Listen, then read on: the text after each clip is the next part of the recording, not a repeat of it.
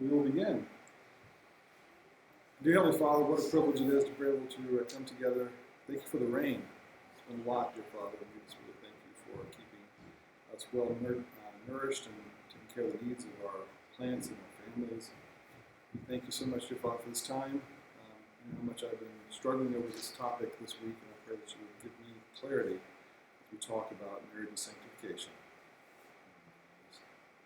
Offer this time to you. In Christ's name we pray. Amen. All right. Come on in. Would help if I turn the power on for the sound.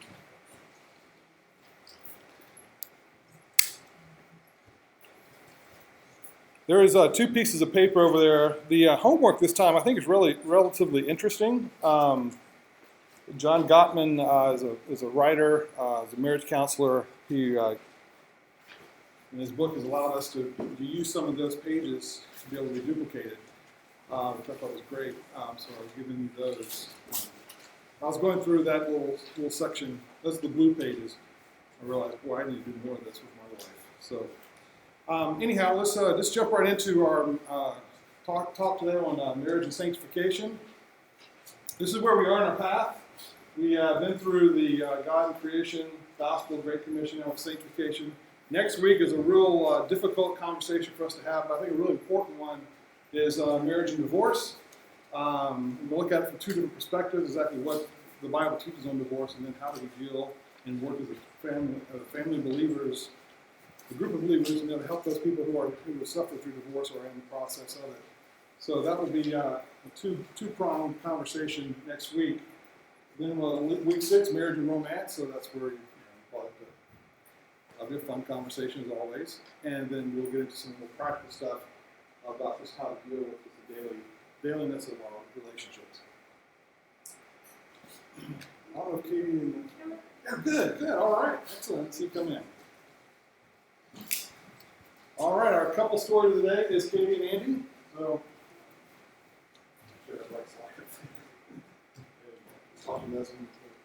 Good morning.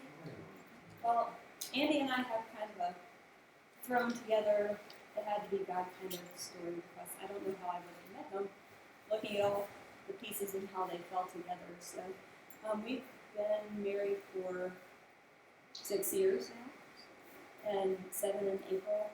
And we met through friends of a friend of a friend.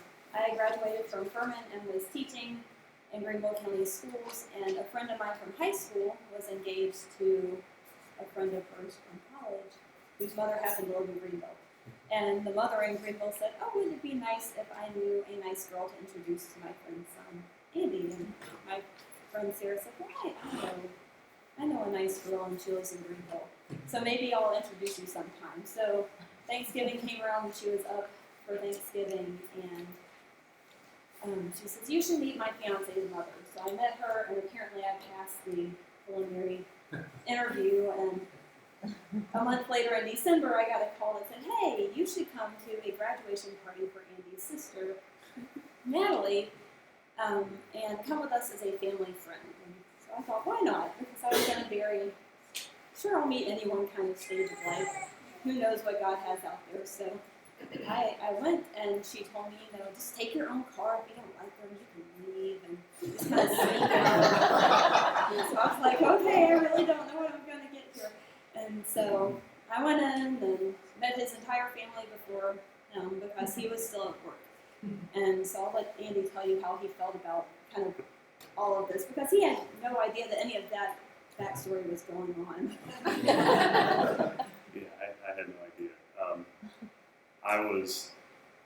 It'd been, I guess, 3 months since I had broken up with someone. I'd kind of given up and wasn't really interested in anything as far as meeting anybody. And was on my way home from work, and I work outdoors. I do landscape construction. I'm always a mess. So my mom calls me and says, "I hope you're not late. You're always late. I hope you're not dirty." I'm like, "Of course I'm late. Of course I'm a mess." "Well, there's someone here you need to meet." I was upset. I was flabbergasted. I walked through the door. I think Katie was already there, and I said, kind of hi, and just took off. Ran upstairs, got showered and clean. I was kind of grumpy. I made it back downstairs. We spent the whole evening chatting. And started going out that week, and it worked out great. Well, and something else, the day that I met him, I had dropped my phone in the toilet. And so for him to contact me, he had to email me, and Andy doesn't email. So the fact that I got an email was a big deal.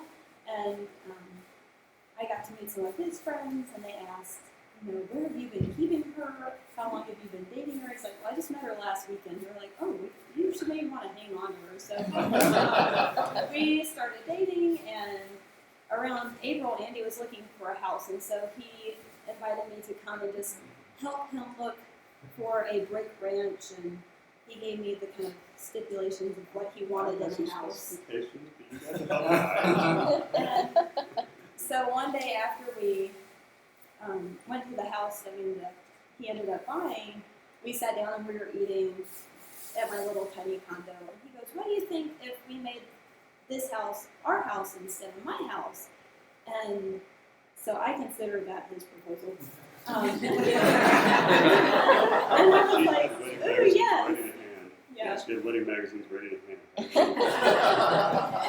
By the way. And so we planned for a year later in April, and we got married. Thank you.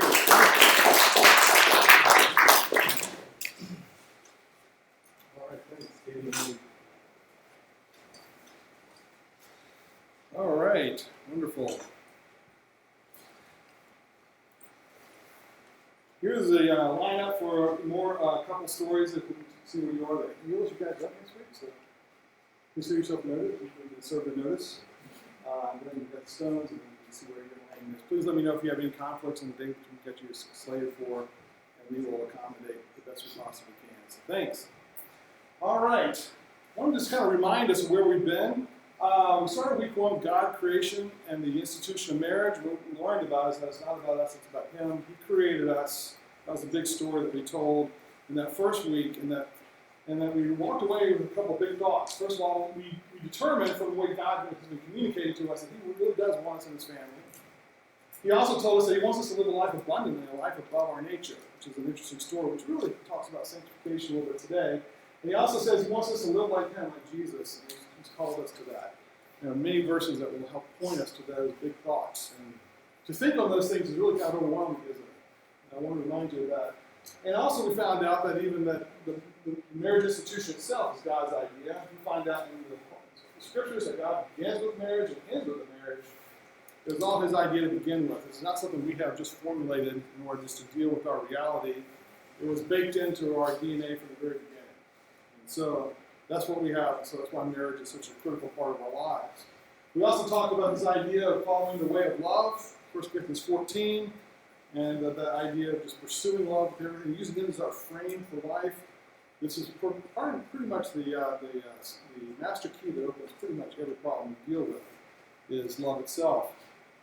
Week 2, if you remember, we talked about marriage of the gospel, and we talked about Christ's redefinition of love. We talked about the good news meaning many things, but the things that really we really focused on during the time was the unconditional love that is in the gospel, undeserving favor, unimaginable sacrifice, and the unbreakable hope. We also C.S. Lewis taught us a few things. He reminded us there are no ordinary people. You have never talked to a mere mortal. This is something for us to frame how we actually interplay with each other. And we even looked at Immanuel Kant with this great idea of the categorical imperative, whereas that we ought to treat people as not means but ends. A lot of times in our marriages we fall into that trap, don't we? Look at our spouse for what they can do for us, what kind of joy they can bring us. And sometimes we realize that really we're here to pursue their ends as much as to pursue our own. And so that leads us to a whole different idea of what love is. And this really goes into the agape love of the Bible, is that we're not really using love as need. Like, I love pizza, I love my pet. I love my pet because my dog's cute, and she's affectionate, and she always buys good tail when I come home. That's a nice thing, but it's a needs love. The gifting love is where I don't really worry about that. It's totally about someone else. And completely reduce my thinking of myself and be able to accept the reality of other people. That's gifting love. That's the kind of love Christ showed us. As we know from a great passage in 1 John 3:16 says this is how we know what love is. that Jesus Christ laid down his life for us, which is the perfect picture of agape love. We also talked about how really love frames everything. We talked about how every commandment in the Scriptures is summed up in loving your neighbor as yourself, which is a pretty powerful thought when you think about it. And that we wished, we actually were musing on the thought that our marriages whisper the gospel. People would see the same kind of love in us, and we would demonstrate that love as we go about. That's a pretty powerful thought. Hard thought, isn't it? Because so much of our selfishness constantly gets in the way, doesn't it? Then we talked about marriage and the Great Commission, that we were made to be missional. We talked about that. Some of our marriages. We knew that God, the Great Commission, was very important to God. He does want to grow his family, and he's chosen to use us as being part of that means. And many times the stresses that we feel that we're at cross purposes, many times we're focused totally inward on our needs and how we can actually mitigate our differences with our spouse. That causes a lot of stress. Sometimes we thought maybe if we just start focusing on God, we'd probably find ways of actually uniting much better. And we know this verse to be very true, and Jesus told us this, that it would work for us, is that this, of course, this kingdom, everything else will take care of itself. It's a really comfort, isn't it? And it's something we should really grab a hold of, because life is very stressful. We also talked about how when our lives feel very much apart, sometimes it's hard to really negotiate the distance between each other. If we look at an external focus, we can find ourselves drawing to that external focus and creating a bond that is what we're looking for in our marriages. So that kind of summed up the first 3 weeks. I don't know if I just talked that fast the first 3 weeks, but I got on other things, right? That kind of give you kind of catch up where we are. This leads us to sanctification, which is the fourth big idea in our idea of looking at theology and how it informs marriage. And sanctification is a very strange conversation to have. It's huge. I found out just in the Protestant traditions alone, there are 5 views of sanctification. That kind of blew my brain. And you add the Eastern Orthodox and the Catholics in there, it also goes boom again. So I'm not going to be able to give you a full dialectic and discuss every one perfectly. I'm not even going to try to discuss all the different ways sanctification has been defined, the means of sanctification, ends of sanctification. I'll leave that to theologians. But there are some really cool things that we can learn. And that's one thing I want to grab a hold of. It's just that really the biggest thought of sanctification itself. Use that, and we can find a lot of things that can help us. How many saw this in the news this past week? Anybody see this about Bob Brady? About when the Pope spoke to the Congress a week and a half ago? He drank from the cup, and Bob Brady actually took the cup off the thing and actually took it back and gave it to his staff, and he wants to give it to his grandchildren. He's obviously a very religious man, Catholic, and he thought that would be something that would be special to drink out of the same cup that the Holy Father drank out of. And so, interesting, isn't it? You can kind of laugh or smile about it, but for Bob Brady, it means a lot. Also, I thought it was really interesting. I started doing some things. We as humans get attached to things in the most bizarre ways. You notice this? Okay, I mean, this cup thing, I can see a little bit if you really think that, even though it's not truly consecrated in the Catholic tradition, because he didn't bless it. But it was interesting that Bob Brady thought it would be really important to have this cup. But also, you notice in history, a couple things that are really interesting. Remember when Marilyn Monroe sang to President Kennedy, "Happy Birthday, Mr. President"? She did. What was really interesting, that dress that she wore, it sold after that for $1.2 million. Somebody thought that dress, because she wore it, she sang in it, all this stuff, it actually turned into something of this kind of value. Another interesting story is actually the good old General Lee.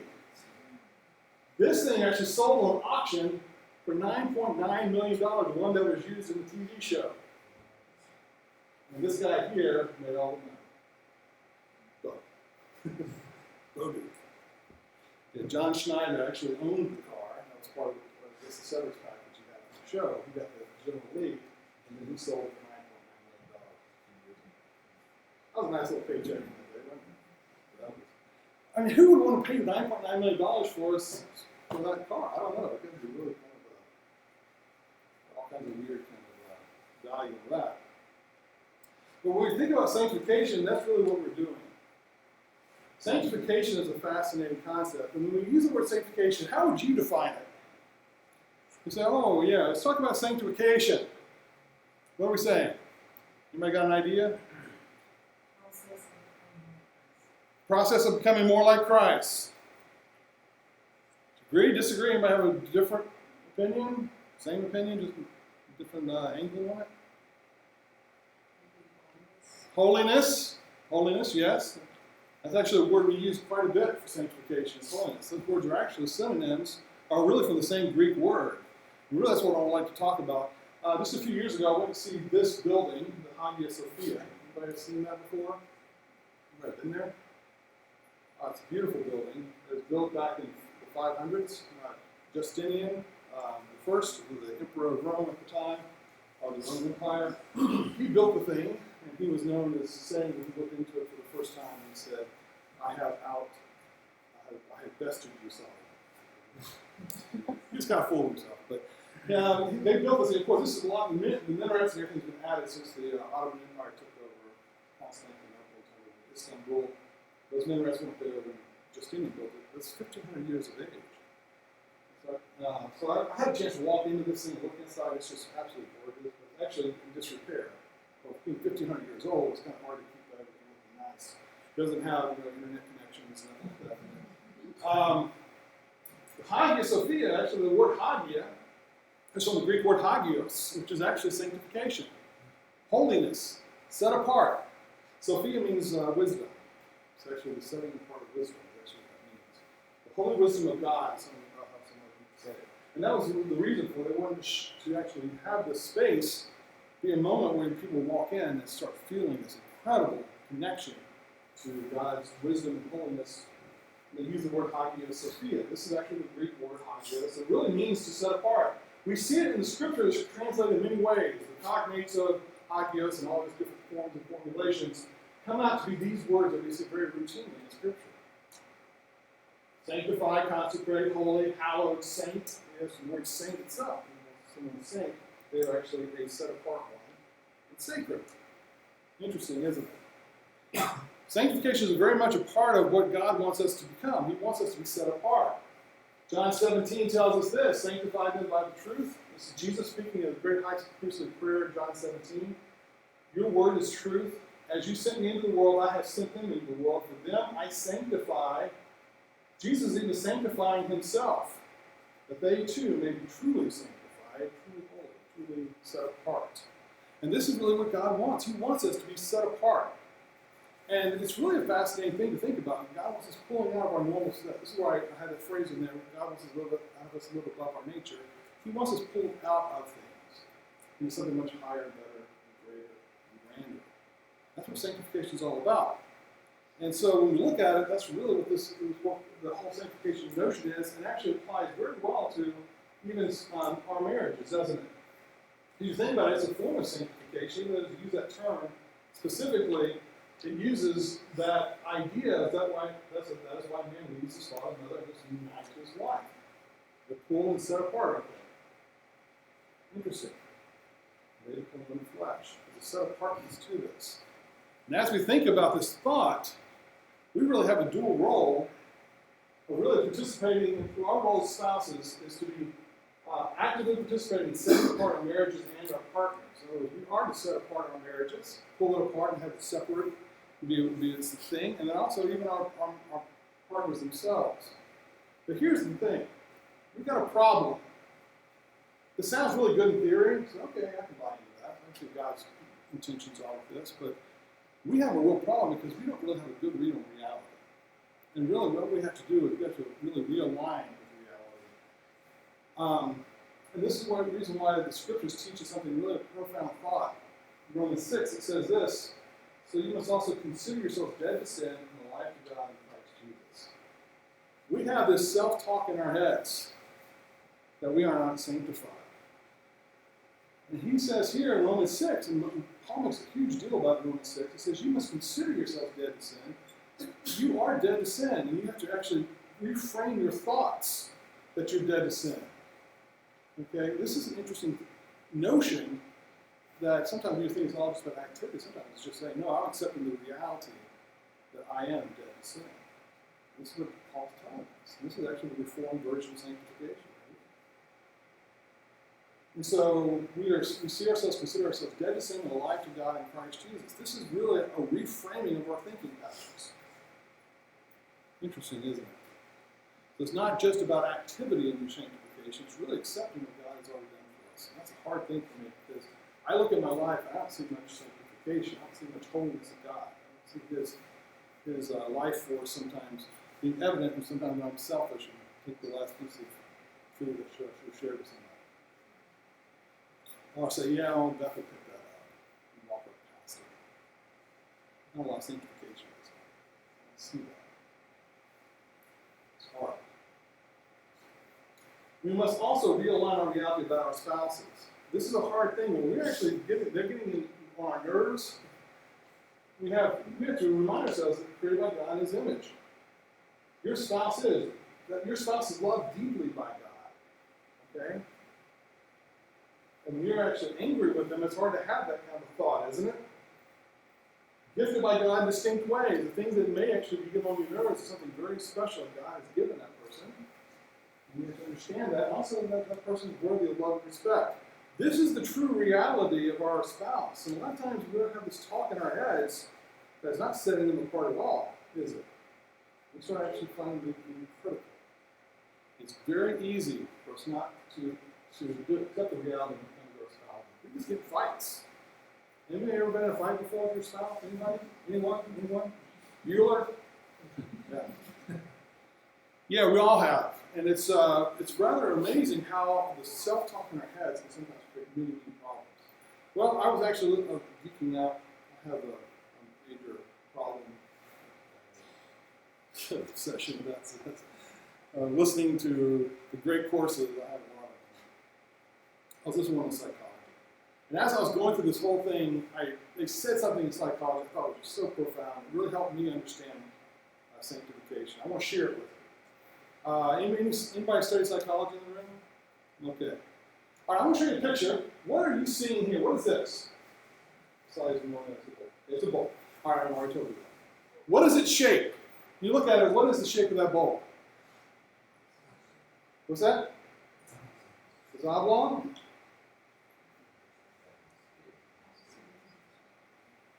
Half a sphere? Yeah, is it square?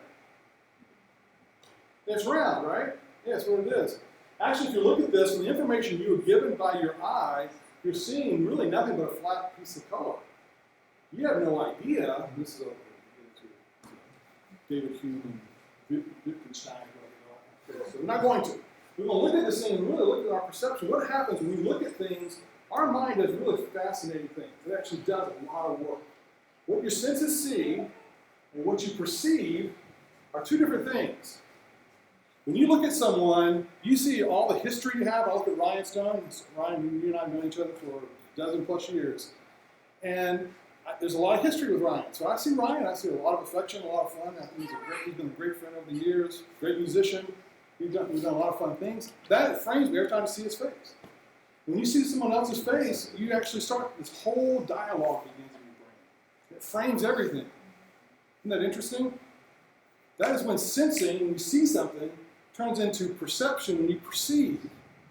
Your brain does a lot of work beyond just taking in the information and then processing it. It takes it and then combines it with information, reconfabulates it. You see this is a round bowl that's got a big, huge cavernous inside. You see that, you see the wood, and you actually can feel it, and tactically you can say, oh, that's a cool feeling bowl. And you get all these things happening in your brain. Your brain's doing all that mental gymnastics for you, based on things you already have in your brain. Like, which line is longer? You ever seen this trick before? Yeah. Which one looks longer? Top one or bottom? Yeah, the bottom looks longer, but yeah, if you take off those little ends, they're exactly the same. You put them back on, see how it just feels like it stretches? Your brain uses it. Remember, what's really fascinating is that one psychologist did a study of people who do not live in advanced societies that have buildings. People who live in huts and live in trees and all that kind of stuff out in the wild. People who never really had any kind of architectural construction to their lives. They were in grass huts. They never gone to buildings like this. And when they see those things, they see those lines as exactly the same thing. There's no cognitive dissonance with It's just those two angles that we have actually seen in our lives, actually, since we've interacted with things in our experience, causes us to perceive it to be longer or shorter. That was fascinating. Which red ball is bigger? And now, you know the trick, right? Everyone gets the same. Which one looks actually, I know, I did the same thing, right? You force yourself to, which one you look at it says, that one looks bigger, left or right?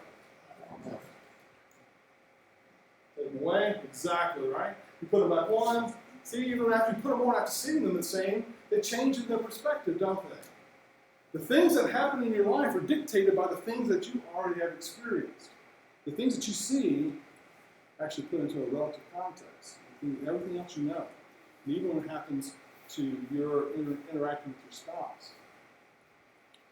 And this phrase is probably one of the silliest phrases of all times. I call it as I see it. No one ever calls it as I see it. Okay, if you think all that objectivity is in your DNA, you're actually just deceiving yourself. How many of you say, oh man, I'd say this to my wife. You always do blah, blah, blah. I find out she doesn't. You always do that. You always leave the toilet seat up, or whatever. And you say these things.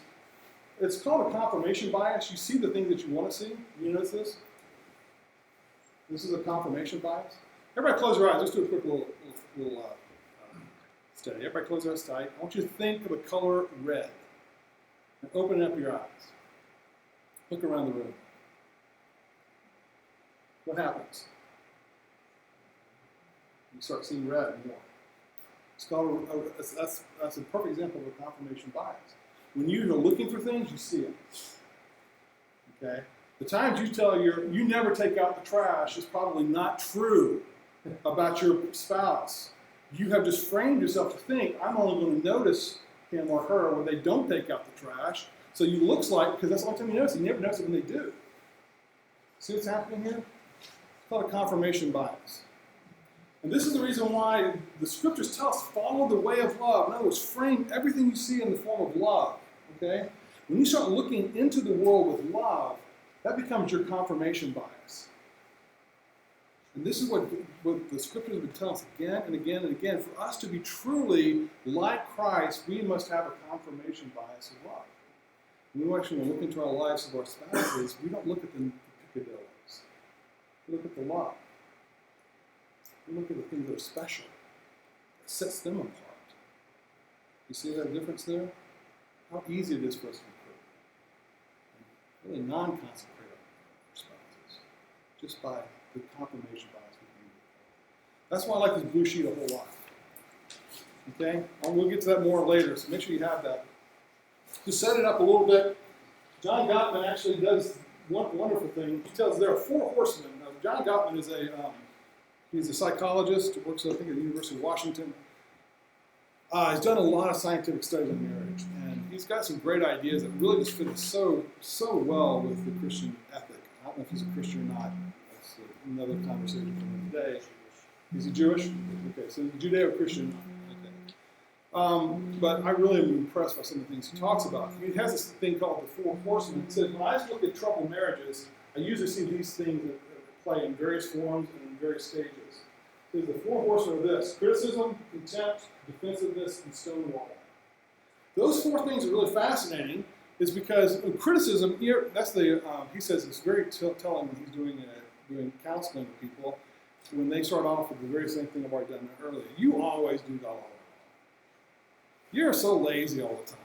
You don't ever get up on Saturday mornings to help me feed the dog. You never cook dinner. You never do these things. You always do those things. Those are called criticism, but you're really attacking the person, not the activity. Now, a complaint is saying, boy, it would have been nice if I had some help over dinner tonight. That's a complaint. Boy, it would have been nice instead of you're watching the football game, you would at least toss the salad. Right? That's a complaint. But when you say, you're never helping me fix dinner, that is what we call criticism. He says, when I start seeing these criticisms in a couple's lives, I think they're on a dangerous path. He says that it predicts that they're going to actually have a rough time as they correct that problem. Contempt is another thing, where actually you think you're superior than your spouse. So dumb. I can't believe that. It's so stupid. you're so, you're not dirty. And you have this contempt. You've seen it around people. I've actually seen couples, and I've heard the contempt in their voices. And he said that's one of the most fatal flaws of all. That's the one that's going to drive everything into the ground. You start having this contempt for each other. So that is really a dangerous thing. And then the defensiveness is when somebody's just, anytime they're being confronted by a complaint or a criticism, they actually start building walls. Well, you just don't understand how difficult things are. No, and then actually defensiveness is another telltale sign that we are struggling with becoming very selfish. And the fourth one is stonewalling. This is a very prominent one for men. In fact, according to John Gottman, 85% of the couples who struggle with stonewalling is the men that stonewall. 85%. So we're good at this, guys. When things get out of hand in the conversation, we just shut up. You get interested in something else. Start checking your email, go watch a football game, go catch a movie, go call the guys, and just get out of town. It's called stonewalling. You ultimately just kind of pack the bags and say, I'm not having this conversation another way. John Gottman said that all four of these things are very dangerous to a relationship. When you think about them, if you look at the very root of all four of these, we find a high level of selfishness that's attached to each one. We become much more interested in ourselves than our marriage and then our mates. And this actually, when we start using these frames, these become very dangerous for us. We start really looking at our spouse in the frame of criticism, or in the frame of contempt, or in the frame of defensiveness, or the frame of stonewalling. We actually start developing those frames. We start seeing everything that they do that way. What we're called to do is not. We're called to for love. In other words, see through those things and see love. And I was talking to my mom the other day. We went to dinner one night, just talking. Beth had an obligation, so I just took her out for dinner, and we were just talking. She told me this story. I was telling her I was working on this idea of sanctification. And she said, let me tell you a story. I've been helping this couple. This man has a wife who is down to a wheelchair. And he has to work several hours a day, and he's helping people care for him. He goes to her church, and so she actually volunteered for 9 months until she actually contracted cancer and couldn't continue to go.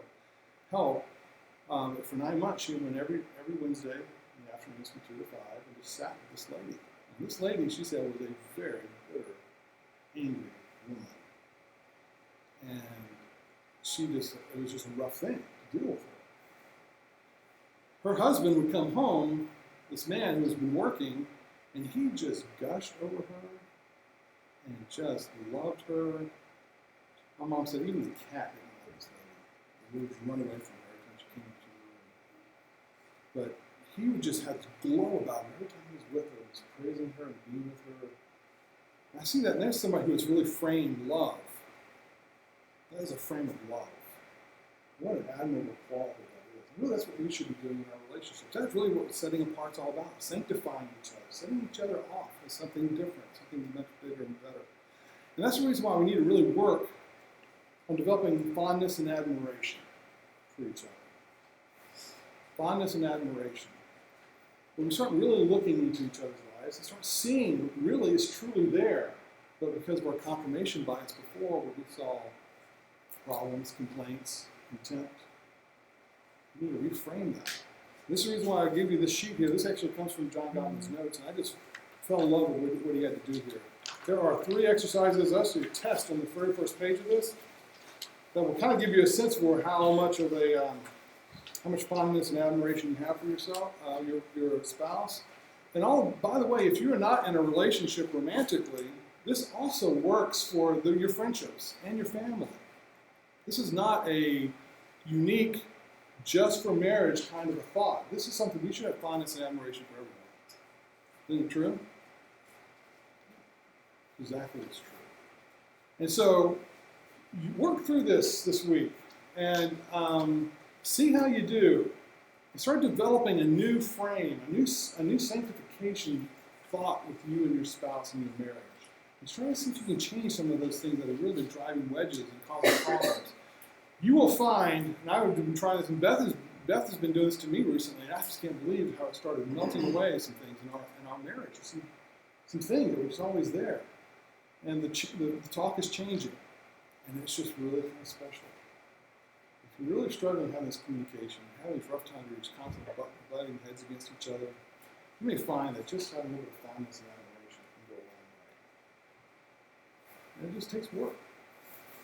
It's like everything, when you do any kind of perception, going back to psychology, it's based upon a lot of information that you've gathered through the years around that time. Okay? And this is the reason why it's so important for us to be engaged in meeting together as believers to remind us what really true reality is happening, which is Jesus Christ. He is the ultimate reality, is he not? This is the reason why we get together, because it's easy when we walk out of here to think that Jesus is totally disassociated with this world, and that our lives are just completely independent of him and his grace and his kingdom. And I go into my work, I go into my fellowship with my friends, I do watch sports. All these things seem to be without God. But the reality, he is there. He's always there. And the reason why we come together is to remind us of the reality that is truly happening and not be completely bamboozled by things that are really not truly real at all. I remember when I was actually up in Northland teaching up there, and the students, I was teaching a class in philosophy, and the students were all saying, well, when I get back in the real world, because it was a Christian university. And I said, let's unpack that thought for a second. The real world. What is this real world you're talking about? I reminded them that the true reality is Jesus Christ himself is, I am the way, the truth, and the life. Those are some pretty holistic ideas. Okay? Life itself is me, Jesus is saying. Or is I. He would speak probably better English than I. That is it, life. He is life. He is the way. He is the Tao. He's everything. I said, you are much more in reality when you are at his feet than you are when you're in the mall. That is not reality. That is actually a facade. That's the Matrix. And they go, whoa, I thought of that. Jesus is our ultimate reality, right? Love is our true sanctification. That's how we set each other apart. That's a hard lesson for me. That's a very hard lesson for me. But I thought this may be helpful to you. Fondness and admiration should be a part of what we do. I'd like you to concentrate on this verse this week. Love is patient. And as you develop fondness and admiration for each other, as you sanctify each other, set each other apart in the way we're thinking, the frames that we use to interact with our spouses and our families and friends, use the same game plan, even if you are a spouse in a married contract. Take this to work with you. Show some fondness and admiration for your friends, for your coworkers, your boss. Admire them a little bit. See exactly what God sees, the end, not the means. He is not the one that just secures your job and make sure you get a paycheck. God has an idea for that boss of yours. He created that boss on purpose, not just for you and your world. You're not the center of the universe. I don't know if you know that, but if you didn't, now you got the memo. You are not the center of the universe, even though we all think we are. Right? Every person, distinctly God has created each one. Our job is to love them, to sanctify them, set them apart, and the frame we need to use is love. I say all that. But that's the hard part. Let's support each other in this. Let's just look around. Every person that comes in today is an end and not a means. Don't greet people to say, oh, I could really use a friend today. Look at them and say, how can I help them to their ultimate flourishing? That's the way we should be. That's what we should do our spouse. I'll close with a prayer.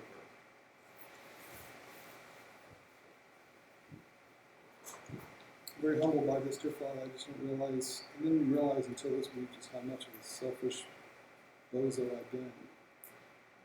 We pray, dear Father, for your wisdom and your care. We pray that you would open up our hearts and that you would teach us these very profound things. We know sometimes it's hard for us to grasp it because we just don't see it very much, so we don't think it's real. But the ultimate reality is there. We pray that you would begin a work of revival in our hearts, dear Father. Revive us to the very most important things in life, that you are who you are, great King of heaven. We are your children, deeply loved by you, and every person that we meet is an end We should be celebrating, helping, encouraging, and even our spouses, dear Father. We need to just find ways of finding what we can do to help them become the great people that you've created them to be. So we give all this over to you and ask for your blessing on this. We pray for the service afterwards, that your Spirit be upon us. In Christ's name. All right. Thank you kindly.